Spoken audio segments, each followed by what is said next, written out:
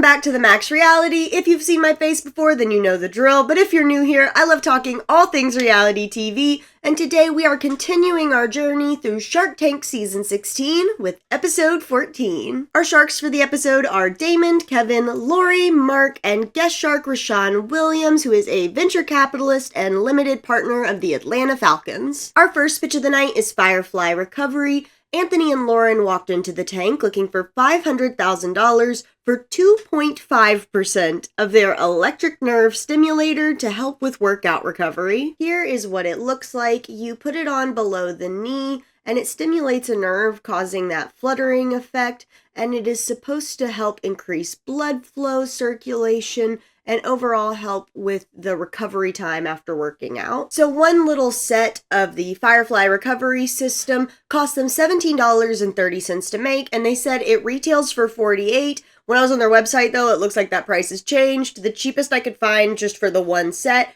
was $65, which is going to be double incredible when we continue this journey on. As you can imagine, with a valuation of $20 million, the sharks are very interested in the amount of sales they've had, and so far, their lifetime sales have been $7.5 million. You are not worth $20 million. And while $7.5 million is like nothing to scoff at, the sharks are right. It's not $20 million. In the last 12 months, they said they had done $4 million, and they were on track in 2024 to do $5.5 million. Unfortunately, we do not get told if they are profitable or not. I really don't even have a guess for this one, I don't think. Actually, no, I'm gonna guess probably not. Or maybe they're breaking even. I don't know. Who's to say? They didn't tell us. We also find out that they have had a round of investors already. In 2022, they had an athlete-led round and raised $1 million at a $12 million pre-money valuation. The very first thing the sharks want to know is if they have any patents with this, and this is the most wild amount of patents I think I've ever heard on Shark Tank. The exact answer is they have 9 families of patents with 47 total utility patents. He said they were all utility patents, so we're just going to believe him on that. That seems wild. 47? I would love to know more about that. This just isn't really like the platform for that necessarily with a Shark Tank, because, you know, there's only so much time per pitch. But that was something I was personally really interested in. I very much want to know what exactly all the patents were for, especially with some other thoughts I have about this, but we'll get more into it as we go. At this point in the pitch, we find out that this product isn't rechargeable, not reusable. They say it has about 15 treatments worth, or a month if you're a professional athlete always working out. So yeah, $65 for a month of treatments. Okay, anyway. And at this point, some of the sharks have heard enough for them to start going out. First, we have Kevin, who just doesn't think they're worth $20 million, doesn't think they've proven that, so he's out. Then we have Damon, who just feels like the whole thing is kind of confusing, and especially with how much money they're asking for, he needs to not be confused to be making an investment, so he's out. And then last, we have Mark, who mostly just talks about how ridiculous the price point for this is, considering it's something people are going to have to rebuy, and he's out. What would you pay to feel better? That leaves us with Lori and guest shark Rashawn, who have been having their own little private chat to the side and have decided they want to come in together on an offer, which is $500,000 for 5%, but they also want a royalty of $1.50 until they're paid back, and then a 50-cent royalty in perpetuity. They're appreciative of the offer, but they don't really love the idea of a royalty. Their main reasoning for that is they've been reinvesting so much back into the company that they don't want a royalty taking away from any of that. So they make a counter saying they will go all the way up from their 2.5 original asking to 3.5%. Is it the perpetuity royalty you have a problem with? Yeah, that always is an issue. 50 cents is not going to ruin your business. 50 cents could ruin your business. This leads into a whole discussion about valuation and the sharks wanting to get their money back until both groups decide they need to reconvene and have private chats with each other. After the talks have concluded, the sharks come back with a counter offer saying if they're going to get rid of the royalty completely, then they need to do the full 5% for $500,000. The entrepreneurs then say that when they were discussing what their absolute highest would be before they came in, they had agreed on 4%. And if you've seen the show before, I'm sure you can imagine all the sharks are just like erupting after this, being like, are you really going to leave this deal on the table for 1%? And the whole 10% of a watermelon is better than 100% of a grape. You know, you've heard it if you watch the show, just full eruption happens. So the entrepreneurs decide to reconvene for a second, have another little private chat, and then they decide that they do want to make the deal with Lori and Rashawn for $500,000 for 5%. Okay, so listen, I don't work out at all. I mean, like, I walk, whatever. I don't like work out. I don't train. I know nothing about like muscle recovery and this and that and blah, blah, blah. All I want to say is that I just don't understand why in this pitch, a lot of what they were comparing their product to was compression boot, like leg things that you put on. They're these huge boots. I'll put a picture up. And they do a similar thing with blood flow and all of that. But they compared themselves to that product instead of products that are on the market that are extremely similar to theirs in size and functionality and what they will say their big difference is. Because I spent a lot of time looking on the internet trying to understand all this, is that the difference between their product and these other products that are extremely similar looking is that theirs stimulates a nerve and these ones stimulate muscles. So again, I'm not a doctor, I'm not a scientist, I don't know how any of it works. I just personally feel like it was weird that they didn't really talk about that at all. And again, I always put the disclaimer at the beginning of these videos that we don't see everything that happens in the pitch, but in their main pitch, they were directly talking about those compression boots. And I'd be very interested to hear why they felt like they didn't need to compare themselves to what I consider a more comparable product. Because the other point I want to make about it is it's not like they don't consider that a competitor, because that would be something else too. They could be like, oh, we're so different, we don't consider it a competitor. But I know they do, because on their website, they have a little graphic comparing different forms of therapy like this, one of which is NMES. I also saw it just referred to as EMS, electronic muscle stimulation.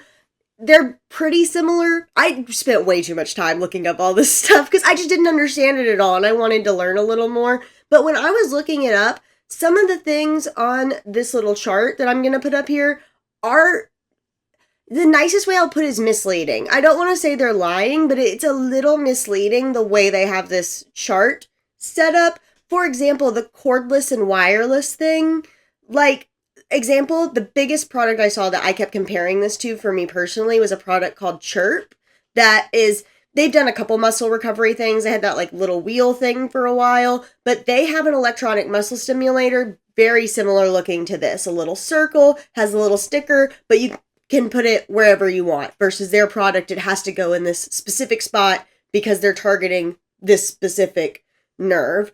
But I mean, while they're not cordless and wireless because you can recharge these versus the Firefly, like it is cordless and wireless using it. So it also says it doesn't increase systematic blood flow. And I want to know how much heavy lifting the word systematic is doing, because from all the different research and things I was reading, electronic muscle therapy stimulation, that's exactly what it does. It's supposed to be increasing blood flow. I don't know. I just have a lot of problems with this. It just felt a little weird, and I get it. Maybe they do have something like super different, but I don't know. It's mostly just vibes. It just gives bad vibes. It feels a little misleading. I don't know. The whole product's kind of weird for that reason, and more that I have. Like, if we want to take everything I just said and put it aside, let's live in a world where we pretend we 100% think this is a completely new, different, revolutionary way of therapy. That gives no excuse for why this thing isn't rechargeable. I think it is absolutely diabolical and criminal to be making products like this that aren't rechargeable.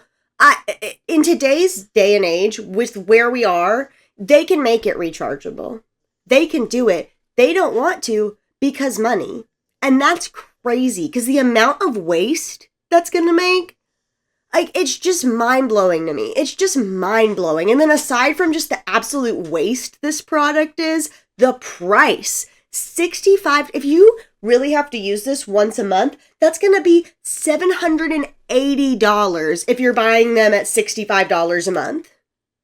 And Lori's whole, well, what would you pay to feel better?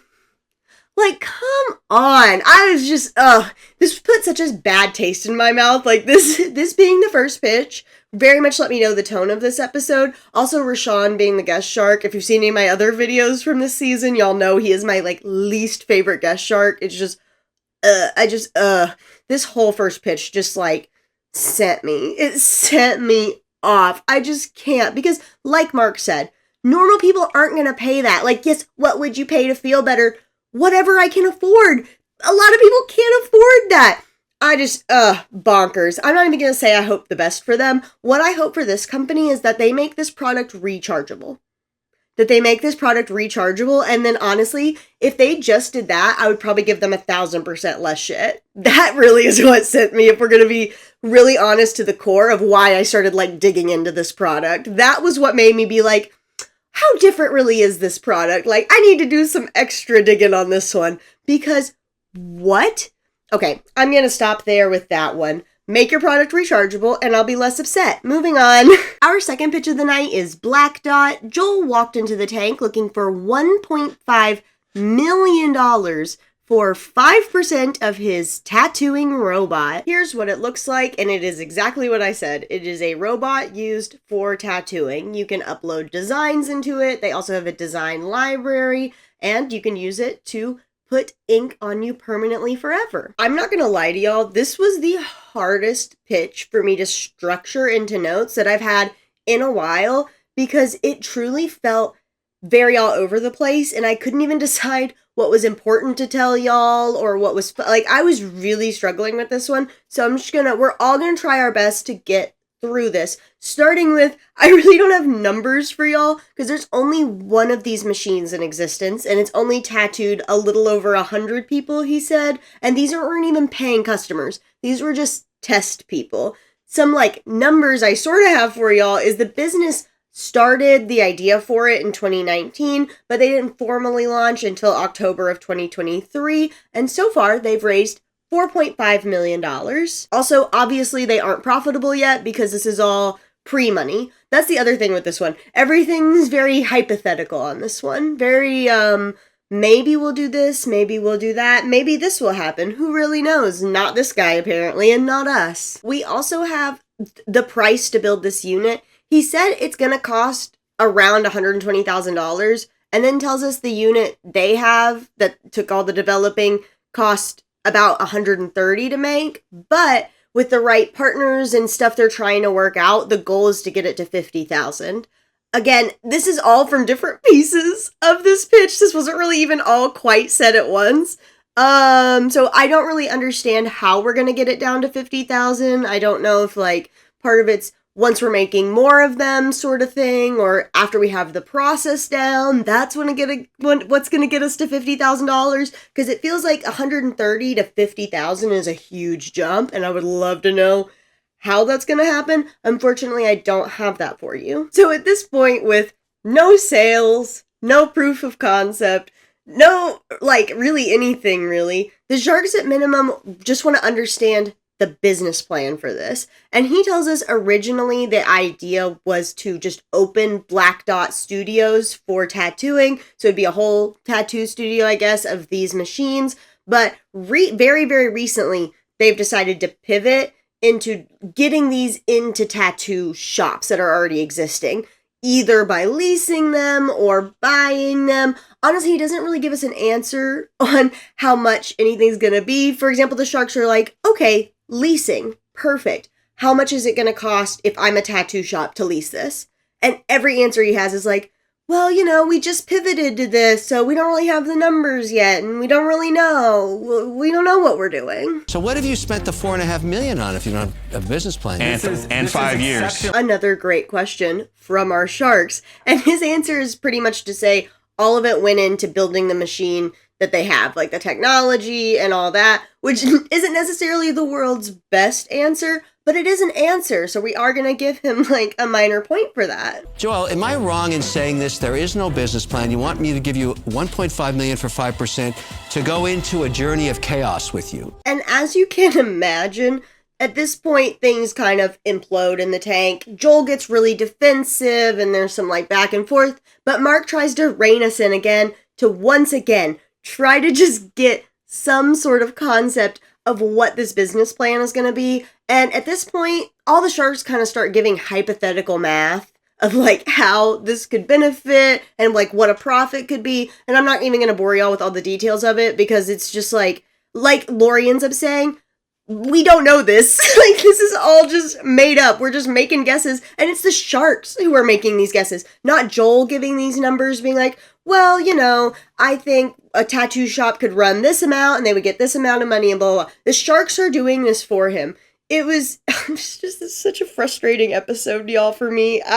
Writing these notes and filming this video has taken me such a long time because I didn't like this episode, if that hasn't been clear enough. And through this, Joel finally starts trying to give some answers of how the machine would make tattoo shops money, like what the benefit for them would be, the benefit for Blackdot, how they would continue to make money. And he brings up, you know, maybe they'd have some sort of subscription service or also the access to their database, because they currently already have a database of about 3 artists, I think he said. It could be more by now. Who knows? Who have uploaded art that you can pay to, you know, put on you. So that would be a cost plus the subscription. And then other tattoo artists could upload their art into their database. And Blackdot would also get a cut of the commission that's earned when those artists' art gets used. Again, a lot of hypothetical, a lot of maybe, not a lot of concrete. This is what the plan is. And I'm gonna keep this one short and simple for y'all and for my sanity.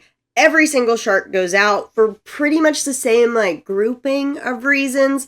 The first one being kind of the obvious one. He's come in with no real business plan. He's still very early in all this and he couldn't give them concrete answers of what this business is gonna look like moving forward. Along with that, the valuation with, again, no sales. This man came in with a $30 million valuation and no proof of concept, no nothing. So at the end of the day, he ends up leaving the tank without a deal. The first and very most important takeaway that we all get from this pitch is that Damon John has tattoos. I didn't know that man had one singular tattoo, let alone, he tells us he has spent over $300,000 on tattoos.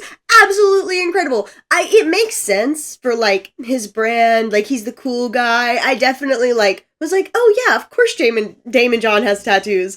But I just never thought about it because I really only see him in suits. I've never seen that man not in a suit. So it's just so wild to think that he has that much money on his body. Part of it is because he goes to this like huge celebrity artists who, you know, once you get to that level, you're kind of pricing your time out. So you're only getting those higher level clients.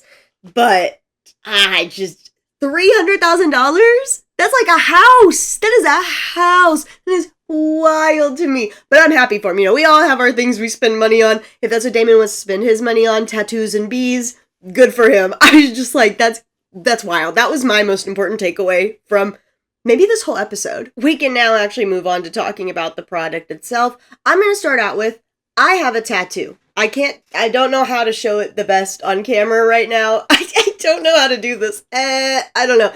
There's my tattoo. I'll try to put a real picture of it up on the screen. But I have a fine line tattoo that's, you know, blown out over the years. I got this in 2017. It's 2025 right now.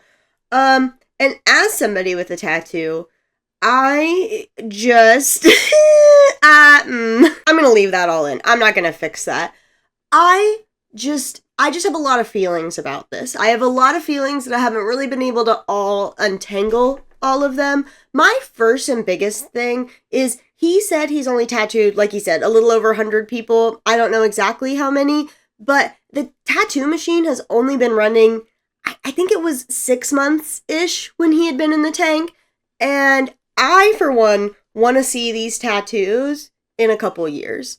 I don't want to see these fresh tattoos. I didn't even show us any pictures of people whose tattoos were older. I think he has a tattoo from the Blackdot machine. Of course, as companies who didn't do super great in the tank love to do, they were on the Reddit just a little, commenting here and there. And from what I could tell from their comments, I think he has a tattoo from the Blackdot machine. I would have loved to see his up close and know the age of it, see how it's aging. But again, until it's been a couple years and I see what these tattoos look like then, I'm not letting this thing touch my body forever. I'm not going to be a test subject. Good for those people wanting to be a test subject. It's not going to be me. You're not going to see me letting some random robot tattoo me. I just don't trust that it's going to look right. I don't know. These tattoos are so fine, and he's saying part of their ability to do it is because of this machine, and maybe so. Again, I'm not a scientist. Now that my phone is on silent, I'll continue my rant. But like I said, I'm not a scientist. I don't know the exact technology behind all of this.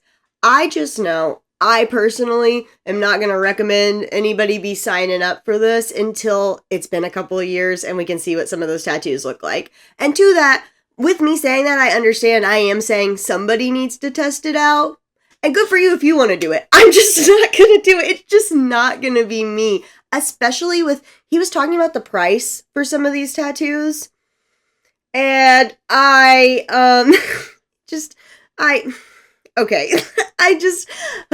So at the moment, like I was saying, they said they had worked with 3 different artists who uploaded their work into the machine, into their database, whatever, so people can get it tattooed on them. And one was close to $9,000. And I'm sorry. I am not paying a robot $9,000 to put a tattoo on me.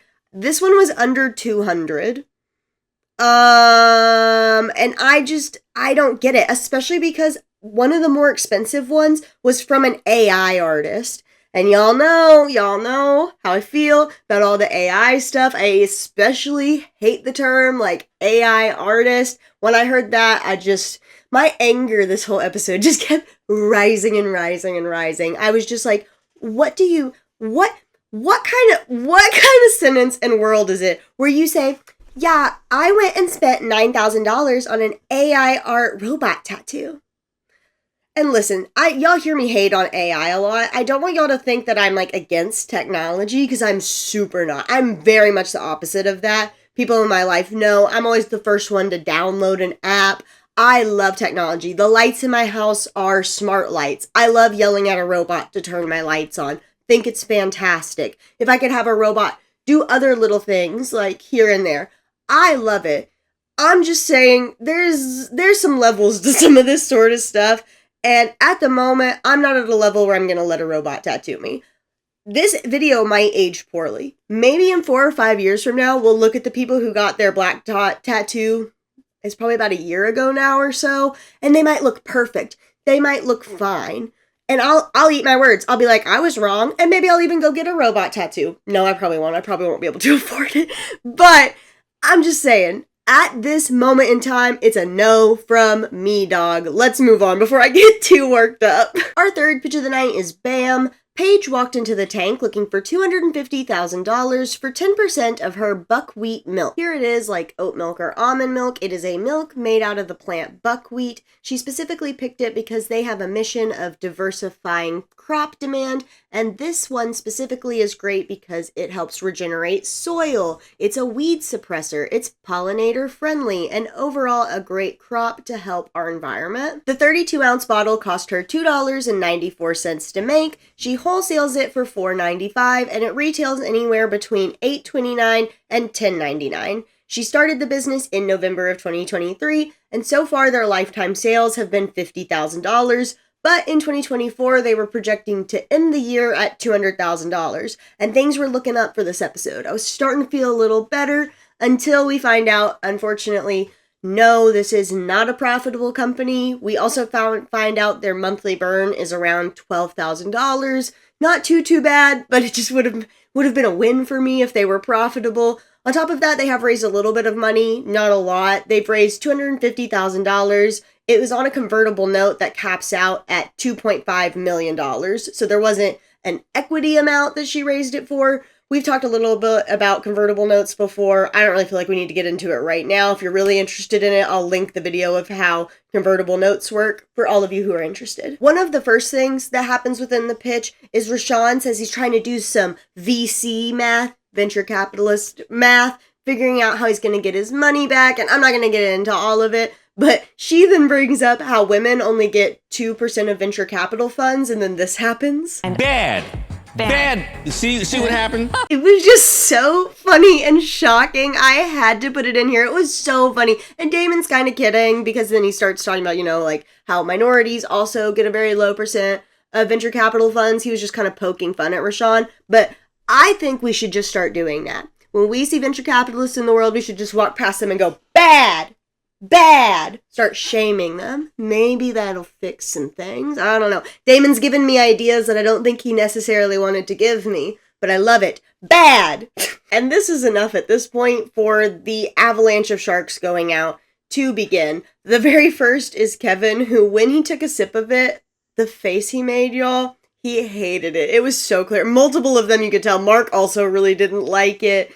I don't know. I have no opinion because I haven't tasted it. I'm just letting you know how they felt about it. But since Kevin doesn't like it, he can't get behind it, and he's out. Then we have Mark, who feels like her best strategy behind all of this is to start building a community who actually knows about like the agricultural message about all of this, and that community will help foster sales because when it's just on a retail shelf, it's hard to get that sort of message across. But because she hasn't taken any steps in building that, he goes out. Then we have Lori, who gives us the short and sweet, it's just not the right investment for me, and she also goes out. Last, we have Damon, who feels like she's just come in too early and that he would have to ask for more equity than he thinks is fair, and with that, he also goes out. I forgot, Damon also gives us a little spin on Lori's "it's a good business for you, but not for me" line by saying, "You're not in the right place for an investor, but you're in the right place for yourself," or something like that. It was so funny. Anyway, and at this point, out of the blue, she decides to inform us that she's about to be partnering with a major retailer, and in doing this, it's going to drop their costs 60%. Why didn't you bring that up earlier? Because I forgot, because you're making so many faces.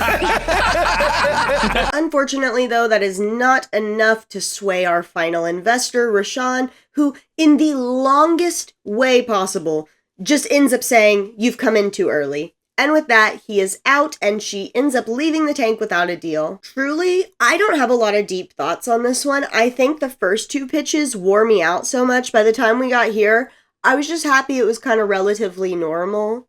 I was just happy for a sense of like, here is a product, things are normal again. So I don't have like a whole bunch of deep thoughts on it, but I am adding this to my list of products to try. I could not figure out if it was at the Whole Foods near me. Whole Foods website was glitching for me the other day.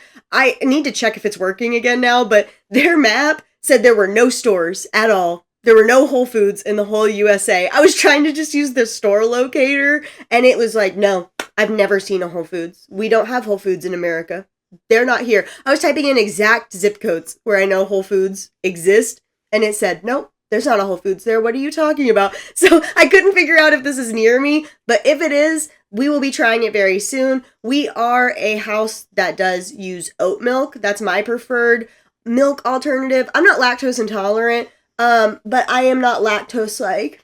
It doesn't love me, so I try to save all my lactose for things like eating cheese, and so if I can replace milk somewhere, like mashed potatoes or in a recipe, I always go for like the super creamy oat milk. That is my go-to, so I would consider myself a connoisseur. If you've seen some of my lore before, you know I was vegan for a little while, so I have tried the gambit of all the different nut milks. I've tried all the brands. I feel like I've tried every single one that's on the market almost. And oat milk's where I landed, so I'd love to compare these two and see how it is. Aside from that, as far as like the actual deal itself and the pitch went, I do agree she was probably a little early, but I only feel like she was early because of the sharks in the tank. If we had had Rohan, who's been on for a couple seasons, whose whole thing is drinks, I think he might have been interested in something like this. Like he was interested in Wild Wonder. I don't think she would have been too early for him. But with how a bunch of the sharks feel about drink products in general, like the freezer space, not as difficult though, But similarly, the drink space is a pretty difficult space to be in, and I don't really feel like a lot of the sharks have a bunch of drink experience. I mean, Mark has beatbox, Barbara has some, I think, but then it's not a deep well, it doesn't feel like. I could be speaking out of turn a little on this, honestly, I don't completely know. But I do know that they've said multiple times that the drink space is hard. So I feel like because of the sharks that were in the tank, she did come in too early. But if somebody like Rohan was there, I think he would have taken this deal. I think she had good enough numbers. Even though she wasn't profitable, I don't think Rohan would have cared about that based off how he invested in past deals. I don't know. I think it would have worked out for her. And this is one I can actually say, I wish her nothing but the best, and I am excited to try this and bring it to y'all when Whole Foods website will tell me where it is. Our fourth and final pitch of the night is Duzter. Martine A and Martine E, father and son, walked into the tank looking for $200,000 for 10% of their cut-resistant youth hockey gear. Here's what it looks like, and their big differentiator is a lot of the gear that's already out there uses Kevlar, but they use a polymer base that is supposed to be better for washing and drying and is supposed to work better with sweat and humidity. They also focus on youth players, as they say there's not as much gear specifically out there for them. For the pricing, we talk about one of the shirts. It cost them $26 to make and retails for $85. They've been in business less than 2 years and so far have lifetime sales of $326,000. Again, we didn't get if they were profitable or not. That's all we got, so that's all I have for you today. And this is the point that we find out that hockey is just one of the many businesses that Kevin knows all about for some reason. He loves knowing about the weirdest, nichest things. And I don't want to stereotype, but I was like, why would why would he care about hockey? And then I remembered something that I always forget until Kevin says sorry in an actual sincere way. Kevin's Canadian. I always forget this, but that could be part of why he knows more about this, because I was truly like, the dentist stuff, he did like some MBA, like for his major for college. He wrote about that industry, dentistry. I got that. But I was like, where is hockey coming from? So could be that, could not be. I might be stereotyping Canadians. I'm so sorry. Point being, Kevin lets us know there's 3 major brands for hockey equipment, and he wants to know why they just haven't gone to them to try to license this out. And if they're not going to go down that route, what is their plan to actually grow this and get more customers at scale? They aren't opposed to eventually going down the licensing route, but that's just not how they feel they want to start their business. They also let us know that at the moment, they currently have 6 different NHL teams testing their equipment. It's also been in the NHL playoffs.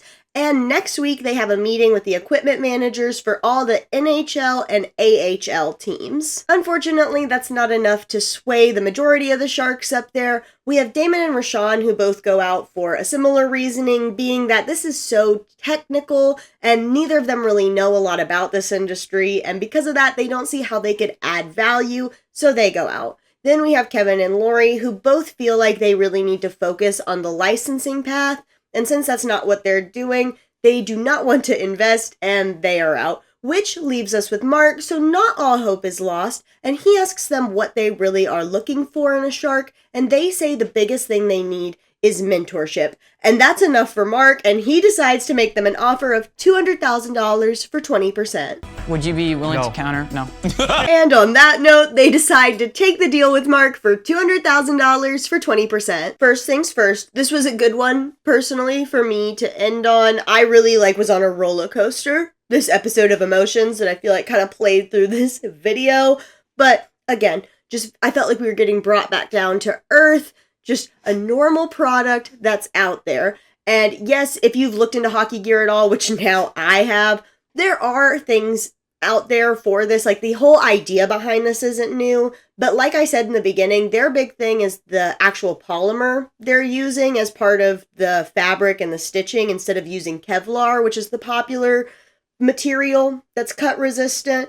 So it is something new, something fresh, and I love it for them. I had no idea this was such a big thing in hockey because I couldn't tell you, I know nothing about hockey. The most I know about hockey is from watching that Wags show I was watching because one of them was married to a hockey player.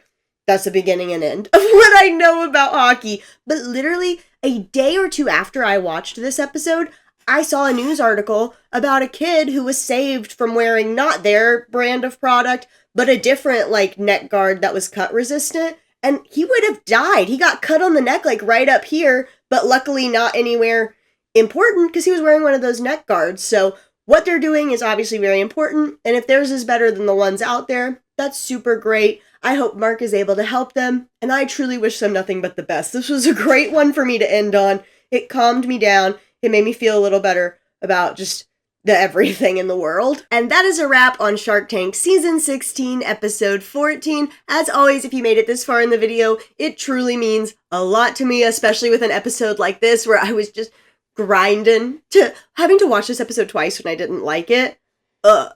Brutal. But I do it for y'all, so we can all be here together enjoying Shark Tank time. Speaking of which, if you liked the video, don't forget to like it down below. If you like Shark Tank recaps, Shark Tank product reviews, reality TV in general, maybe check out the channel and subscribe because it's a good time over here. As always, I want to hear your thoughts, feelings, opinions, comments, all that and more down below. And until then, I'll see y'all in the next one.